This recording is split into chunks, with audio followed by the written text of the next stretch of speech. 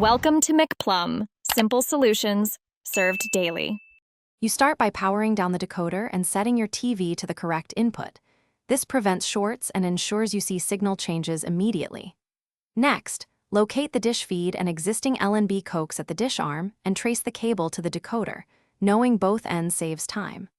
Once positioned, strip and fit an F-type connector securely to the coax and finger-tight the nut. You want a stable connection without crushing the braid, because a bad join kills signal. Now connect the prepared coax to the decoder LNB in port. Push then tighten until snug so the center conductor seats properly. Once done, route the cable along the wall using clips, keeping it clear of power lines and fluorescent lights to reduce noise. Proper routing preserves signal quality. Make sure you tighten the F connector with a wrench just enough to prevent loosening. If it spins while powering the box, stop and reseat it, because loose fittings cause intermittent channels and pixelation. Power the decoder and TV, then use the decoder menu to view LNB or satellite signal strength and quality. You must confirm both metrics improve after connection. Next, run an automatic rescan so the decoder requires channel data.